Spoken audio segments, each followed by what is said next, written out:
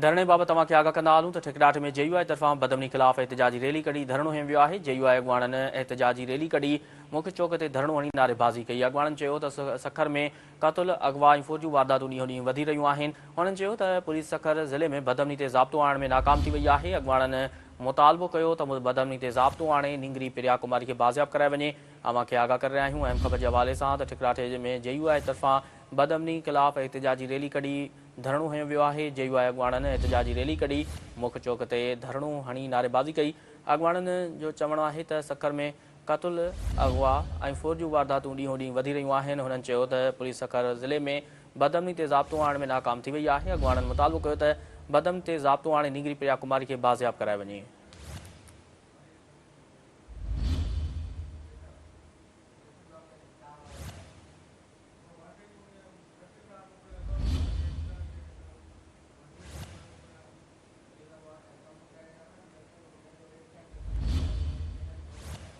अहम ख़बर खां वाक़े आगाह कर रहे हैं त ठिकराठे में JUI तरफ़ां बदमनी ख़िलाफ़ एहतिजाजी रैली कढी धरणो हंयो वियो आहे। JUI अॻुवाणनि एहतिजाजी रैली कढी मुख्य चौक ते धरणो हणी नारेबाज़ी कई।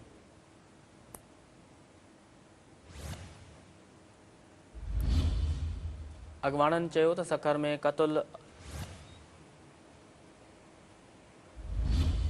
अगवा ऐं फ़ौजियूं वारदातूं ॾींहों ॾींहुं वधी रहियूं आहिनि। हुननि चयो त पुलिस सखर ज़िले में बदमनी ते ज़ाब्तो आणण में नाकाम थी वई आहे। अॻुवाणनि मुतालबो कयो त बदमनी ते ज़ाब्तो आणे निंगरी पिरिया कुमारी खे बाज़ियाब कराए वञे।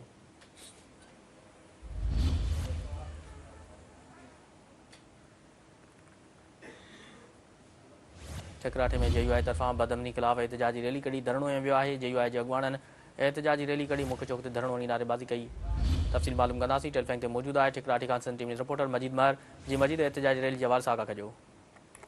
जी बिल्कुल ही जमीयत उलमा इस्लाम सखर पारां ठिकराठो में अमन रैली कढी वई आहे। एहतिजाजी रैली की अगवानी जिले सखर के अमीर मौलाना मोहम्मद साले इंडड़, हाफ़िज़ अब्दुल हमीद महर, अली अकबर, मौली रफ़ीक अहमद मीरानी बेन कई। उन्होंने मौके ते अगवाणनि कयो त ज़िले सखर में क़त्ल, फुर, अगवा सुमेत चोरी जूं वारदातूं ॾींहों ॾींहुं वधंदियूं पियूं वञनि, पर सखर पुलिस बदमनी ते न आहे आणे सघी। पुलिस चवे थी अमन जी सूरत हाल बहितर आहे, पर ऑन ग्राउंड ॾिसो था त हर ॻोठ, हर गली, हर शहर में बदमनी उरूज ते आहे।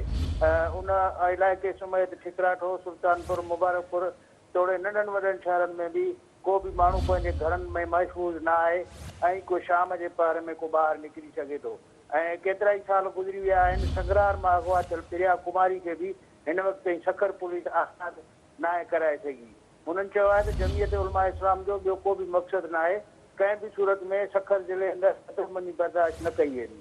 एहतिजाज कंदड़ IG सिंध ऐं सिंध सरकार खां मुतालबो कयो आहे त ज़िले सखर में अमन बहाल करे अवाम जी जान ऐं माल जो तहफ़ुज़ खे यकीनी बणायो वञे, अगवा थियल प्रिया कुमारी खे बाज़ियाब करायो वञे। जी ठीकु आहे मजीद, तफ़सील ॾियण लाइ वॾी महिरबानी।